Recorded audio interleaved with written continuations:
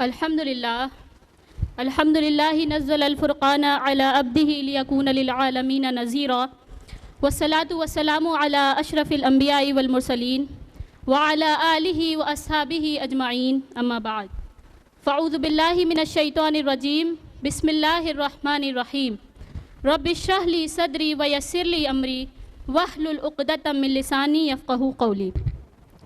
معزز خواتین، السلام علیکم ورحمۃ اللہ وبرکاتہ۔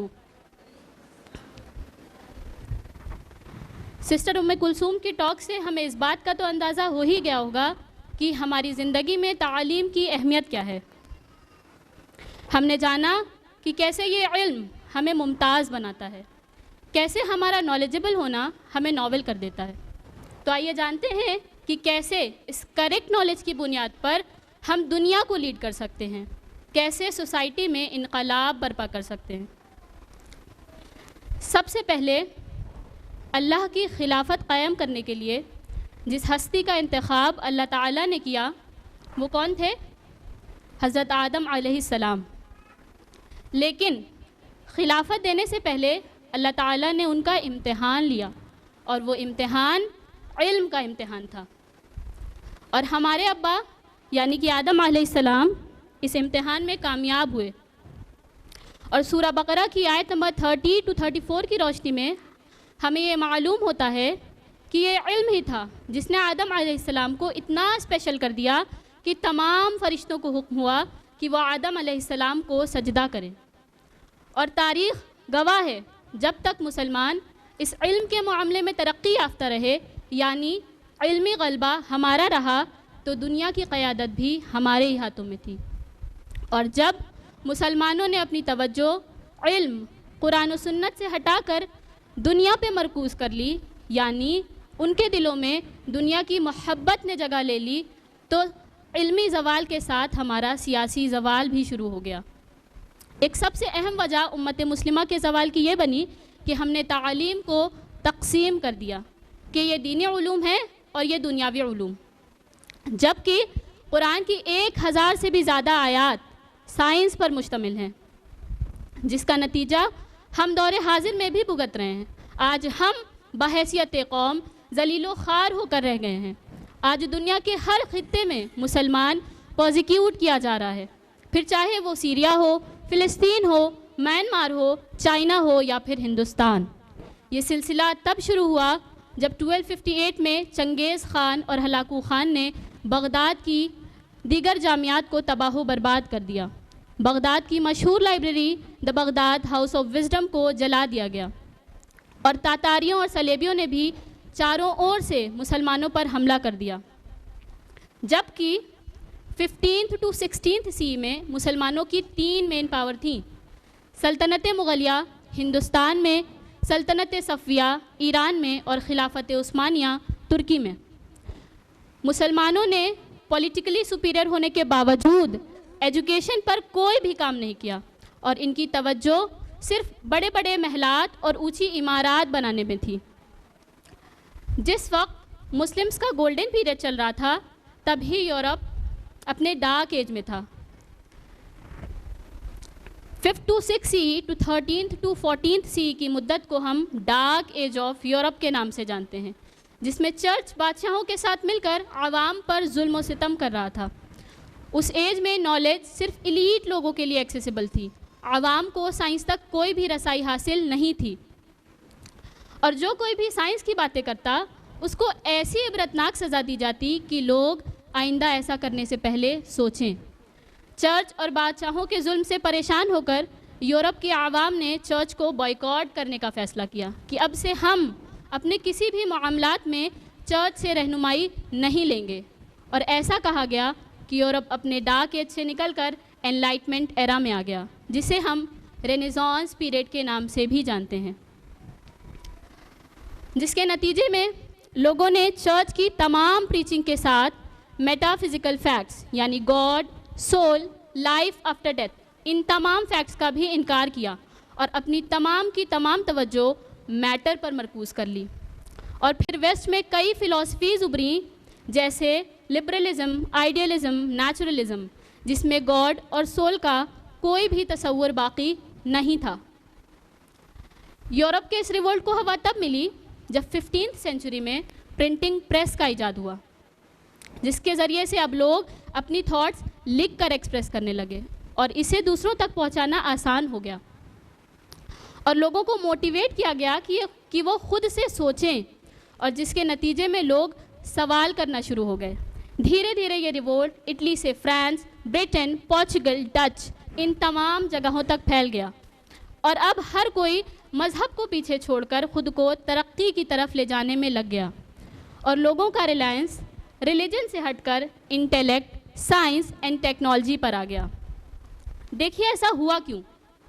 کیونکہ جس بک سے چرچ لوگوں کی رہنمائی کر رہا تھا وہ گاڈز بک نہیں تھی، وہ پالز بک تھی، کیونکہ بائبل اپنے اوریجنل فارم میں موجود نہیں تھی، اس میں اڈلٹریشن کیا جا چکا تھا، اور کتاب الہی کے سوا دنیا کی کوئی بھی کتاب تمام انسانیت کی مکمل ہدایت کے لیے کافی نہیں ہے، جس کے نتیجے میں یورپینس نے چرچ کو ریجیکٹ کیا اور وہ اسپرچویلٹی کو چھوڑ کر مٹیریلزم کی طرف آ گئے، اور ان کا یہ ماننا تھا کہ وہ چرچ سے دور ہو کر ہی پروگریس کیے ہیں، اور وہ یہ جانتے تھے کہ ہم حقیقی ترقی صرف تب ہی حاصل کر سکتے ہیں جب ہم اپنی سوچ کے معیار کو اوپر لے جائیں گے، جس کے نتیجے میں یورپ میں بڑی بڑی یونیورسٹیز کا قیام کیا گیا، اور دوسری اور ہماری یونیورسٹیز زوال پذیر ہوئیں اور یورپ جدید علم کا مرکز ٹھہرا۔ اس طرح سے وہ ملت جو لوگوں کے لیے مثال تھی وہ ذلیل و خوار ہو کر رہ گئی، اور ملت اسلامیہ کا ایسا علمی زوال آیا کہ موجودہ سائنسی ایجادات میں ہمارا کوئی بھی حصہ باقی نہ رہا۔ 18th سینچری میں انڈسٹریل ریولوشن آیا، جس کے تحت British East India Company Hindustan آئی اور انگریزوں نے مسلمانوں کی حکمرانی ہندوستان میں ختم کر دی، اور جب انڈسٹریز کے قیام کے لیے لیبر فورسز کی ضرورت پڑی تو 42 ووکیشنل ٹریننگ سکولز کھولے گئے، اور ان سکولز میں اسکلڈ لیبرز یعنی مزدور تیار کیے گئے، اور پھر 1835 میں لارڈ میکالی اور general governor of British East India Company lord William Bentinck English system education act لے کر آئے، جس کے تحت یہ ڈیسائیڈ کیا گیا کہ اب سے انگلش میڈیم آف ایجوکیشن ہوگا۔ کنٹمپریری ایجوکیشن سسٹم انہی ووکیشنل ٹریننگ سکولز کا پروڈکٹ ہے۔ مسلمانوں کا بڑا طبقہ انگریزوں سے متاثر ہوا اور ان کے لائے ہوئے اسکول سسٹمز کا جادو ہم پر چل گیا، کیونکہ انہوں نے خود کو موسٹ سویلائزڈ پورٹری کیا، اور ادھر عصری علوم کے ادارے حکومت کی سرپرستی میں پروان چڑھتے رہے اور انگلش سسٹم آف ایجوکیشن ترقی کرتا گیا۔ مسلمانوں نے نہ صرف تعلیم بلکہ ان کی تہذیب کو بھی اپنایا اور برائے نام مسلمان ہو کر رہ گئے۔ اس بات کو علامہ اقبال نے اپنے شعر میں اس طرح سے کہا ہے: وضع میں تم ہو نصارا تو تمدن میں ہنود، یہ وہ مسلمان ہیں جنہیں دیکھ کے شرمائے یہود۔ اور پھر چند ہی سالوں میں اس ایجوکیشن سسٹم کو ایسا گلیمرائز کیا گیا کہ ہم اپنے بچوں کو ان سکولز میں تعلیم دلوا کر بڑا فخر محسوس کرتے ہیں اور بڑی شان سے بتاتے ہیں کہ ہمارا بچہ فلاں کانوینٹ اسکول میں پڑھتا ہے، اور پرائمری لیول پہ ہی لاکھوں روپے ڈونیشنز دے کر ہم ان سکولز میں اپنے بچوں کا ایڈمیشن کراتے ہیں۔ فکر اور تشویش کی بات یہ ہے کہ جن پرائمری اور سیکنڈری سکولز میں ہمارے بچے تعلیم پا رہے ہیں، ان نیم سے ایک سیکولر سکولز میں ایک خاص عقیدہ و مذہب کی تعلیم دی جا رہی ہے، جس سے ہمارے بچوں کا برین واش ہو رہا ہے اور وہ اسلام کے توحیدی تصورات اور اس کے بیسک بلیف سے منحرف ہوتے جا رہے ہیں، اور ساتھ ہی ساتھ ہمارے بچوں پر ان سکولز کا ریلیجس انفلوئنس اس قدر بڑھتا جا رہا ہے کہ وہ ان کی تہذیب کو اپناتے ہوئے جانے انجانے شرک تک میں ملوث ہیں۔ مثلاً کرسمس اور نیو ایئر سیلیبریشن کے نام پر وہ ان میں شامل ہوتے ہیں اور بڑے شوق سے ان ایونٹس میں شامل ہوتے ہیں۔ یہ ایونٹس سال کے سب سے بڑے ایونٹ ہوتے ہیں، ان ایونٹس میں بہت انویسٹمنٹ کی جاتی ہے، باقاعدہ کوریوگرافرز ہائر کیے جاتے ہیں اور مہنگے مہنگے پراپس یوز کیے جاتے ہیں، اور ہمارے بچے بڑے شوق سے ان ایونٹس میں شامل ہوتے ہیں بغیر اس کی حقیقت کو جانے۔ ان کی ڈیلی پریئرز میں جن الفاظ کا استعمال ہے وہ اعلانیات شرکیاں ہیں. Holy mother of god, glory to the father, the son and the holy spirit. چھوٹے بچوں کو تو معلوم ہی نہیں ہے کہ وہ کیا کہہ رہے ہیں, کون فادر اور کون سن, بس رٹے رٹائے الفاظ دہرائے جاتے ہیں. اور جو اس بات کی حقیقت کو جانتے ہیں, یعنی جو بچے بڑے ہو چکے ہیں, تو انہیں اس بات سے کچھ فرق ہی نہیں پڑتا ہے, کیونکہ ان کی فاؤنڈیشن ہی اتنی ویک ہے. اور ساتھ ہی ساتھ کورس بک میں ایسے ایسے چینجز کیے جا رہے ہیں کہ ہمارے بچے اپنی ہسٹری سے ہی واقف نہ رہیں. آپ کو معلوم ہوگا کہ حال ہی میں کلاس 10 کے ہسٹری سلیبس سے مغل پیریڈ ہی ہٹا دیا گیا ہے, اور اب تو ایگزامینیشن پیپرز میں بھی ایسے کویشچن کیے جاتے ہیں جس سے یہ صاف ظاہر ہوتا ہے کہ ملک کے نظام تعلیم کے ذریعے ایک خاص عقیدہ و مذہب کو پروپیگیٹ کیا جا رہا ہے, جیسے کہ نیچر کو مدر کنسیڈر کرنا اور ون گاڈ, رین گاڈ جیسے فریزز کا استعمال. اور کمپٹیٹیو اسپرٹ کے نام پر یہ سکھایا جاتا ہے کہ ہمیشہ خود کو پرائیورٹائز کریں, ہمیشہ خود کے بارے میں سوچیں, اور جس کے نتیجے میں اب ہمارے بچے دوسروں کو کرش کر کے آگے نکل رہے ہیں. یہ اسکول انڈیویجولسٹک لائف سٹائل کے لیے انکریج کرتے ہیں. یہ ہے ان کی سو کالڈ کمپٹیٹیو اسپرٹ, جبکہ اللہ تعالیٰ کی طرف سے ہم پر دو طرح کے فرائض عائد کیے گئے ہیں, ایک حقوق اللہ اور دوسرا حقوق العباد. اور حقوق العباد سے مراد دو طرح کی آبلیگیشنز ہیں, ایک ہماری فیملی کے ٹورڈز اور دوسرا ہماری سوسائٹی کے ٹورڈز, اور ہم سے ان دونوں کے متعلق سوال ہوگا. اور جب اسکول بچوں کو سیلف سینٹرڈ ہونا سکھائیں گے تو کیسے ہمارے بچوں کے اندر فیلنگ آف ایمپیتھی ڈیولپ ہوگی, کیسے یہ بچے دوسروں کے درد کو سمجھیں گے. ان اسکولس میں یہ سکھایا جاتا ہے کہ ہمیشہ اپنی نیڈس کو سیٹسفائی کریں, خود نمبر 1 پہ آئیں اور خوب پیسہ جمع کریں, اور پھر یہ بچے اسپریچویلٹی کو چھوڑ کر مٹیریلزم کی طرف بڑھے, اور مال جمع کرنے میں ہمارے بچے ایک میکینیکل لائف لیڈ کر رہے ہیں. اور نمبر 1 پہ آنے کے لیے یہ بچے کب مزدور بن جاتے ہیں انہیں پتہ تک نہیں چلتا. اسکولس کا مقصد تو لیڈرز بنانا تھا, مزدور بنانا نہیں. جب شروع سے ہی بچوں کو یہ تعلیم دی جائیں گی تو کیسے اسکول سے لیڈرز نکلیں گے, وہ تو مزدور ہی بنیں گے نا.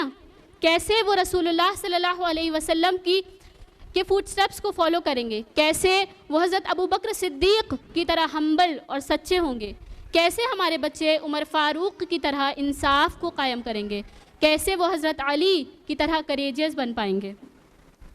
جب اسکولس کے ساتھ ساتھ والدین بھی بچوں کو یہی بتانے لگ جائیں تو کیوں نہ یہ بچے اپنے اصل مقصد سے غافل ہوں. اکبر الہ آبادی نے ایک شعر کہا تھا کہ طفل سے بوائے کیوں ماں باپ کے اتوار کی, طفل سے بوائے کیوں ماں باپ کے اتوار کی, دودھ تو ڈبے کا تھا تعلیم تھی سرکار کی. اور جب ایجوکیشن کے اندر پیسہ بنانے کی باری آئی تو تربیت کمپرومائز ہوئی, کانفیڈنس پہ کمپرومائز کیا گیا اور لیڈرشپ کمپرومائز ہوئی, لیڈرز بنانے کی سوچ کمپرومائز ہوئی اور مینرز کمپرومائز ہوئے. اور ہم بڑی محنت سے بھاری فیس دے دے کر ایسے کمرشلائزڈ اداروں میں اپنے بچوں کو تعلیم دلواتے ہیں, اور پھر ان بچوں کا مقصد صرف اتنا ہوتا ہے کہ یا تو انہیں ایک اچھی گورنمنٹ جاب حاصل کرنی ہے یا پھر کارپوریٹ سیکٹر میں ایک 6 ڈجٹ سیلری کی 9 to 5 جاب. اور پھر جب انہی اسکول سے نکل کر ہماری بچیاں جب یونیورسٹیز اور کالج جاتی ہیں تو کیا ہمیں خبر تک ہوتی ہے کہ بچے وہاں جا کر کیا رہے ہیں, کیا ان کا ایمان اتنا اسٹرینتھن ہے.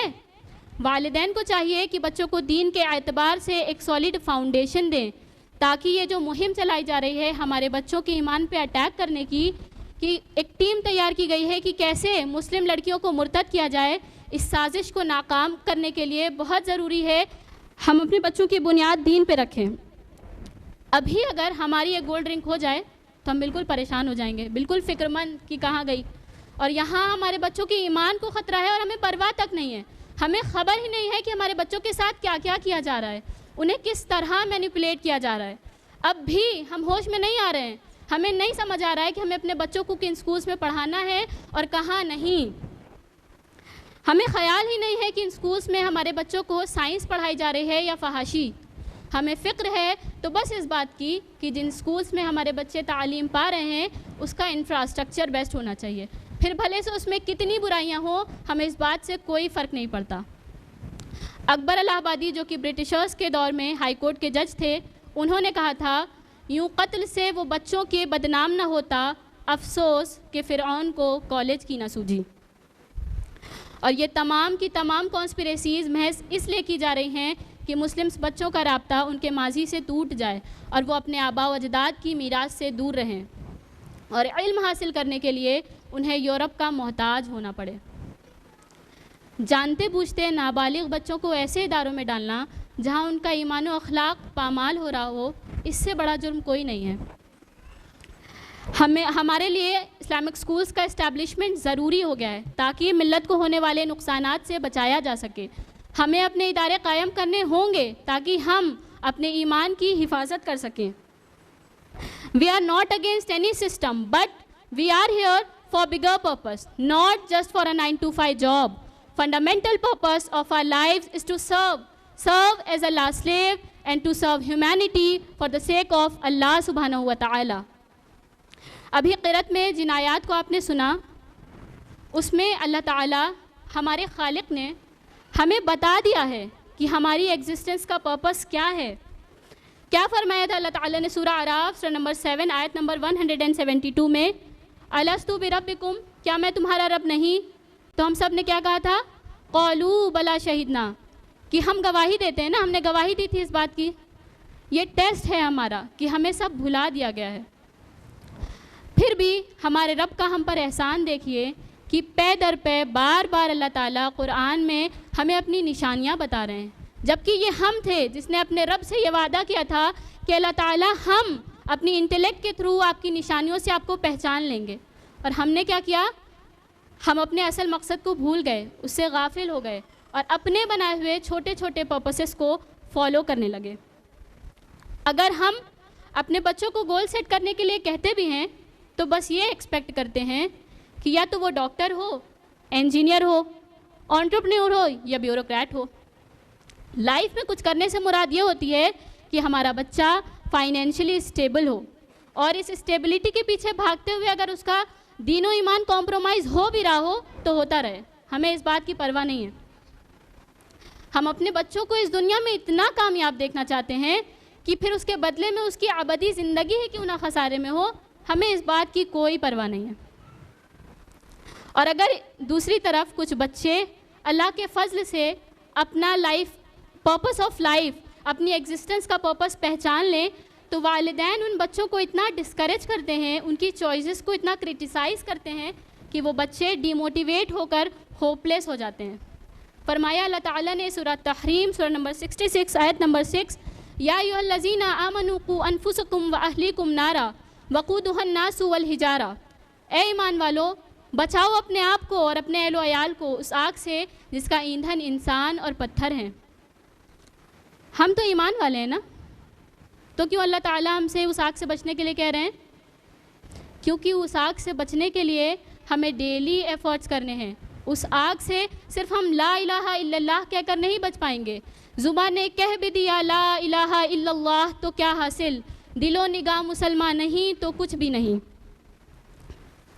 اللہ کے رسول صلی اللہ علیہ وسلم کی حدیث ہے کہ ایک باپ اپنے بچے کو اس سے بہتر کوئی عطیہ نہیں دے سکتا کہ وہ اپنے بچے کو اچھی تعلیم دے، اور اچھی تعلیم سے مراد صرف دنیا کی کامیابی ہی نہیں ہے، بلکہ ایسی تعلیم جس سے ہمارے بچے کا ظاہر اور باطن دونوں نکھر جائے، جس سے اس کی دنیا اور آخرت دونوں سنور جائے، جس کے لیے یہ بہت ضروری ہے کہ ہم ایسے ادارے قائم کریں جہاں عصری علوم اور دینی علوم کو اس طرح سے اٹیچ کر دیا جائے جیسے جسم کا تعلق روح سے ہے۔ عصری علوم جسم کی مانند ہے اور دینی علوم اس کی روح ہے، اور روح کے بغیر جسم کی کوئی ویلیو نہیں ہوتی۔ ماضی میں مسلمانوں نے ان دونوں علوم کی اہمیت کو سمجھا تھا، تبھی عباس ابن فرناز، جابر ابن حیان جیسے مسلم اسکالرز کا سائنس اینڈ ٹیکنالوجی میں کنٹریبیوشن صاف طور پر واضح ہے۔ اور ادھر دوسری اور ہدایت نہ ہو، ہدایت ربانی کے بغیر حاصل کیے گئے علم کے جتنے فوائد ہیں اس سے کہیں زیادہ نقصانات ہیں۔ فرمایا سورہ الانبیاء سورہ نمبر 21 آیت نمبر 33، وَهُوَ الَّذِي خَلَقَ اللَّيْلَ وَالنَّهَارَ وَالشَّمْسَ وَالْقَمَرَ كُلٌّ فِي فَلَكٍ يَسْبَحُونَ، اور وہی ہے جس نے رات اور دن بنایا اور سورج اور چاند کو پیدا کیا، اور یہ سب اپنی آربٹس میں تیر رہے ہیں۔ جب ہدایت نہ ہو تو یہی سورج اور چاند کی عبادت شروع ہو جاتی ہے، اور اللہ تعالیٰ کیا کہتے ہیں، اسلام میں کیا بتایا گیا ہے کہ یہ سب بھی اللہ تعالیٰ کی مخلوق ہیں، اللہ تعالیٰ نے انہیں اپنے کام کے لیے رکھا ہے، اور یہ سب اپنے دائرے میں، اپنی آربٹس میں اپنے کام کو انجام دے رہے ہیں۔ قرآن کا علم بہترین علم ہے، لیکن اس سے قرآن کے علم سے اگر ہمیں قرآن کے علم کو حاصل کرنا ہے تو اس کے لیے ماڈرن ایجوکیشن بہت ضروری ہے۔ ماڈرن علوم غیر دینی علوم نہیں ہیں۔ فزکس، ایسٹرونومی، بایولوجی، اوشنوگرافی، جغرافی، ان تمام برانچز آف سائنس پہ بیسڈ آیات ہمیں قرآن میں ملتی ہیں۔ فرمایا سورہ نبا، سورہ نمبر 78 آیت نمبر 6 to 7، الم نجعل الارض مہادا والجبال اوتادا، کیا ہم نے زمین کو بچھونا نہیں بنایا اور پہاڑوں کو میخوں کی طرح نہیں گاڑ دیا؟ جیو فزسسٹ فرینک پریس اپنی بک میں لکھتے ہیں کہ ارتھ پہ ماؤنٹینز کو پیگز کی طرح گاڑ دیا گیا ہے۔ ماؤنٹ ایوریسٹ کی ابو سی لیول ہائٹ 9 کلومیٹرز ہے، جبکہ یہ زمین کے نیچے 125 کلومیٹرز ڈیپ روٹڈ ہے۔ تو یہ انکشافات تو بہت بعد میں ہوئے ہیں، اللہ تعالیٰ نے قرآن میں ان حقائق کو 1400 سال پہلے ہی لکھ چھوڑا ہے۔ فرمایا سورہ الحدید، سورہ نمبر 57 آیت نمبر 25، وَأَنزَلْنَا الْحَدِيدَ فِيهِ بَأْسٌ شَدِيدٌ وَمَنَافِعُ لِلنَّاسِ، اور ہم نے لوہے کو اتارا جس میں سخت قوت ہے اور لوگوں کے لیے فوائد ہیں۔ ایمی والریت بتاتے ہیں کہ آئرن اس ارتھ پہ نیچرلی نہیں پایا جاتا۔ Billions of years ago meteorites اس ارتھ سے ٹکرائی تھیں، اور انہی میٹیورائٹس میں آئرن پریزنٹ تھا، اور جس کے نتیجے میں آئرن از اویلیبل ٹو اس۔ اور اگر فوائد کی بات کریں تو ہم سب واقف ہیں کہ آئرن سے کتنے طرح کے ویپنز بنتے ہیں، ہے نا؟ تو یہ تو چند آیات ہے جو ہم نے آپ کے سامنے پیش کی، ورنہ قرآن میں سائنس پہ بیسڈ آیات بھری پڑی ہیں، اور اگر ہمیں ان آیات سے علم حاصل کرنا ہے تو یہ ماڈرن ایجوکیشن کے بغیر پاسبل نہیں ہے۔ یاد رکھیے، کسی بھی علم کو حاصل کرنے کا پہلا زینہ غور و فکر ہے۔ نیوٹن نے کیا کیا تھا؟ جب پیڑ سے سیب گرا تھا تو اس نے غور ہی کیا تھا نا، سوچا تھا، محض اس سوچ کی بنا پہ اس نے لا آف گریویٹیشن نکال لیا۔ اور اللہ تعالیٰ بار بار ہمیں قرآن میں کہہ رہے ہیں، افلا تعقلون افلا یتدبرون افلا تتفکرون، کیا تم عقل نہیں کرتے، کیا تم غور نہیں کرتے، کیا تم تدبر نہیں کرتے؟ لیکن ہم نے کیا کیا؟ ہم نے تتفکرون سے بس یہ سمجھا کہ تتفکرون میں 8 حروف ہیں، تو ہم نے انہیں پڑھا تو ہمیں 80 نیکیاں مل گئی۔ ہم اسے ثواب حاصل کرنے کے لیے پڑھ لیں گے، برکات کے لیے بھی پڑھ لیں گے، بس اللہ تعالیٰ کی آیات پہ غور نہیں کریں گے۔ ہمیں ایسی نسلیں پروان چڑھانی ہیں جو یہ دونوں کام کو اکٹھے کریں، ان کی ریسرچز قرآن کی روشنی میں ہوں، وہ قرآن کی لینس سے تمام علوم کو دیکھیں، اور اسی کے ذریعے سے ہم انٹلیکچوئل وار جیت سکتے ہیں۔ کسی بھی سسٹم کے اسٹیبلشمنٹ کے 2 پلرز ہوتے ہیں، پہلا انٹلیکچوئل اور دوسرا پولیٹیکل، اور پولیٹیکلی سپیریئر ہونے سے پہلے ہمیں خود کو انٹلیکچولی سپیریئر بنانا ہے، اور اگر ہم نے یہ کام کر لیا تو پولیٹیکل ڈومیننس خود بخود ہماری ہوگی۔ اور جس قوم کا کنسرن پولیٹیکل سپیریورٹی ہوتا ہے نا، اکانومک ڈومیننس خود بخود اس کے ساتھ آتی ہے۔ ہم بھاگتے ہوتے ہیں نا اکانومی کے پیچھے، پیسے کے پیچھے، ہم بچوں کو صرف پیسہ کمانے کے لیے انکریج کرتے ہیں۔ تو یاد رکھیے، جس قوم کا بھی کنسرن پولیٹیکل سپیریورٹی ہوگا، اکانومک ڈومیننس خود بخود اس قوم کے ساتھ ہوگی۔ ہمیں ان علوم کے تابع نہیں ہو جانا ہے، ہمیں اس علوم کے ذریعے لوگوں کو اسلام کے تابع کرنا ہے۔ ان علوم کے ذریعے ہمیں لوگوں کے ذہن فتح کرنے ہیں۔ ہمیں ان بچوں کی، اگر قرآن کی آیات ہمیں فزکس، کیمسٹری، بایولوجی کی دعوت دے رہی ہیں تو یہ ہمارے رب کا حکم ہے کہ ہم ان آیات پر تدبر کریں۔ ہمیں اپنے بچوں کی تعلیم قرآن، احادیث اور ہسٹری کی روشنی میں کرنی ہے۔ اللہ تعالیٰ کیوں کہتے ہیں کہ کیا تم نے ان کے حال پہ غور کیا؟ کیوں اللہ تعالیٰ نے قوموں کے حال پہ غور کرنے کی نصیحت کی ہے؟ قرآن میں اتنے واقعات کیوں رکھے ہیں اللہ تعالیٰ نے؟ کیا ہم نے کبھی سوچا اس بارے میں؟ کیونکہ ان واقعات میں، اللہ کی کتاب میں اللہ تعالیٰ نے ان واقعات میں ایسی ایسی چیزیں رکھ چھوڑی ہیں کہ جس سے ہمارے قیامت تک کے مسائل حل ہو سکتے ہیں۔ ہمیں قرآن کو ایز اے ٹول یوز کر کے اس میں چھپے ہوئے خزانے نکالنے ہیں۔ ہمیں قرآن، ماڈرن علوم کو ایز اے ٹول یوز کر کے قرآن کو ڈیکوڈ کرنا ہے اور اس سے چھپے ہوئے خزانے نکالنے ہیں۔ یاد رکھیے، جو قوم خود کو ماڈرن علوم سے الگ کرتی ہے وہ قوم بہت پیچھے رہ جاتی ہے۔ ماڈرن علوم جتنا ترقی کرتا ہے، انسان بھی اتنا ہی ترقی کرتا جاتا ہے۔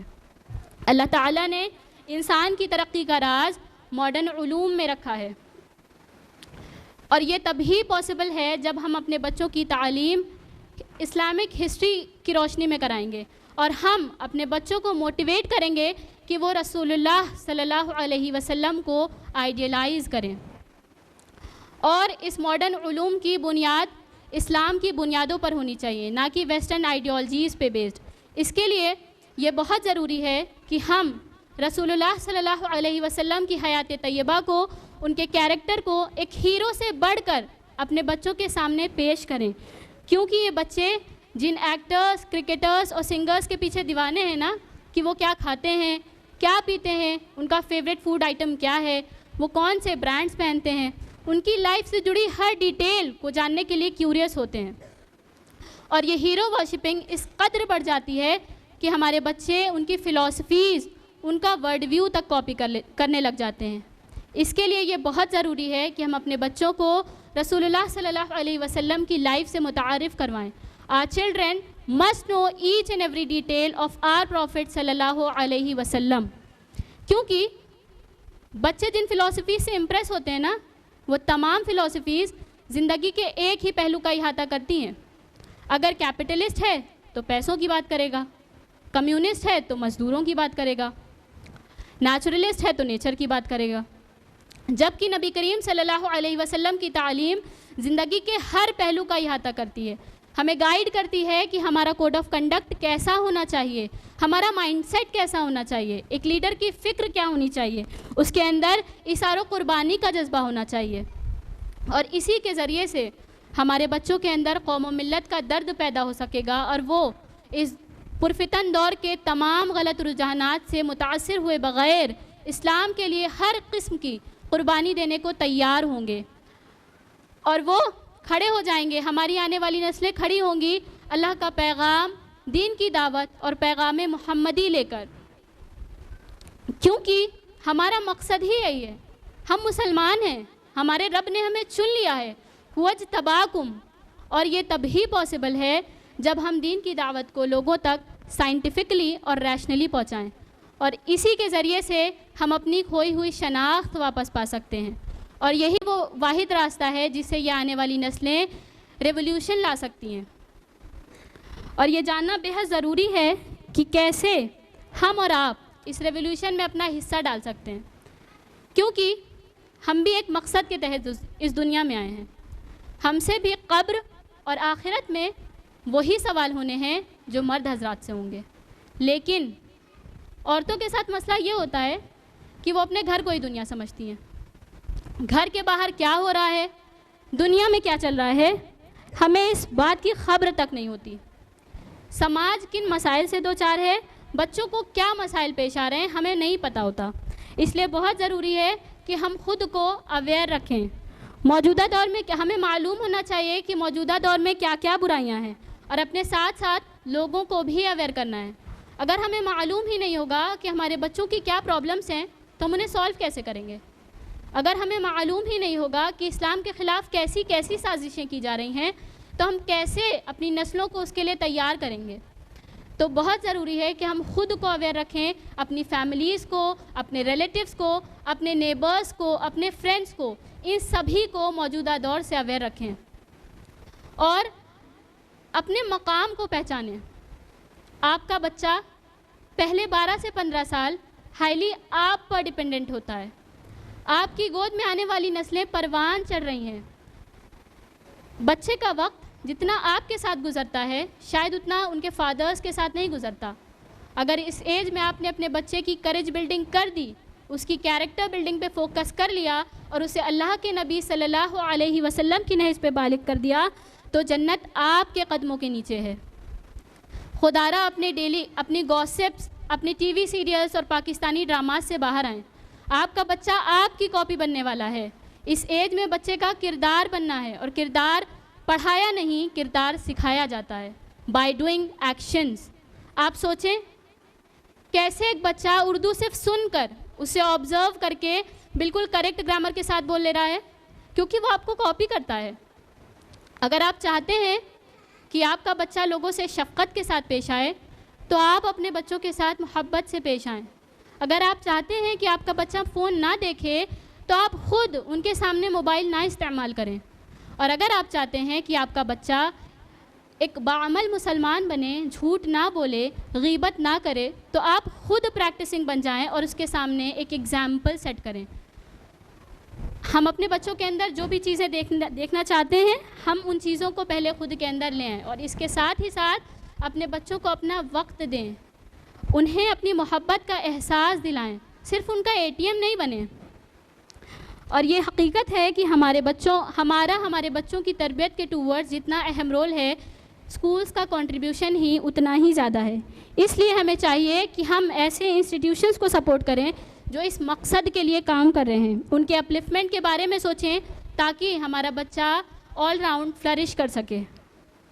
اگر آپ کے علم میں ایسے ادارے ہیں جہاں عصری علوم اور دینی علوم قرآن و سنت کی روشنی میں فراہم کیے جا رہے ہوں بنا کسی فرقے کو پروموٹ کیے ہوئے، تو اسے سپورٹ کریں، فائنینشلی سپورٹ کریں ایسے اداروں کو۔ اور اگر آپ کے آس پاس ایسے ادارے نہیں ہیں تو خود آگے آئیں، اس کی اہمیت کو سمجھیں اور ایسے ادارے قائم کریں، ملت کے درد کو سمجھیں اور ایسے اداروں کی گروتھ کے لیے تعاون کریں۔ اگر آپ کی فیملی اور آپ کے ریلیٹیوز میں ایسے لوگ ہیں جو بحیثیت ہیں تو انہیں بھی انکریج کریں اور اس بات کی اہمیت کو بتائیں، اور اپنے ادارے قائم کرنا کتنا ضروری ہے اور سپورٹ کرنا، تاکہ ہم اپنے ادارے قائم کریں اور ہمیں علم کے لیے دوسروں کی محتاجی نہ ہو۔ اور یہ حقیقت ہے کہ قوموں کے عروج اور ترقی میں اسکولز بڑی ہی اہمیت رکھتے ہیں، کیونکہ قومیں افراد سے بنتی ہیں اور افراد کی ان کی بچپن سے ہی ذہنی اور روحانی تعلیم و تربیت اسکولز ہی کے ذریعے انجام پاتی ہیں۔ تو اگر اسکولز پاکیزہ ذہنی اور روحانی تعلیم و تربیت کی درسگاہ ہوں گے تو ہی انشاءاللہ ان سے ایسی ریولیوشنری قوم تیار ہوگی جو سوسائٹی سے تمام برائیوں کو دور کرے گی، سوسائٹی سے تمام ایونٹس کو ایریڈیکیٹ کر دے گی اور آنے والی نسلوں کو انکریج کرے گی، انفلوئنس کرے گی، اور انشاءاللہ یہی بچے ورلڈ لیڈرز بنیں گے اور انہی کے تھرو حق اسٹیبلش ہوگا، اور یہ بچے سوسائٹی میں امن و انصاف قائم کریں گے انشاءاللہ۔ Last but not the least, ہمیں اللہ تعالیٰ سے خوب دعا کرنی ہے کہ اللہ تعالیٰ ہمارے بچوں کو اس پرفتن دور میں محفوظ رکھے، ان کے ایمان کو سلامت رکھے اور انہیں ہدایت نصیب کرے اور انہیں ایک باعمل مسلمان بنا دے، آمین۔ اور ساتھ ہی ساتھ اپنی دعاؤں میں ملت کو بھی یاد رکھیے کہ اللہ تعالیٰ ملت اسلامیہ کی حفاظت کرے اور اللہ تعالیٰ ملت اسلامیہ کو متحد کر دے، آمین یا رب العالمین۔ اب میں اپنی گفتگو کا اختتام قرآن کی اس آیت سے کرنا چاہوں گی۔ فرمایا سورہ آل عمران سورہ نمبر 3 آیت 139، وَلَا تَهِنُوا وَلَا تَحْزَنُوا وَأَنْتُمُ الْأَعْلَوْنَ إِن كُنتُم مُؤْمِنِينَ، اور تم ہمت نہ ہارو اور غم نہ کرو، تم ہی غالب آؤ گے اگر تم مومن ہو۔ وآخر دعوانا ان الحمد للہ رب العالمین، والسلام علیکم ورحمۃ اللہ وبرکاتہ۔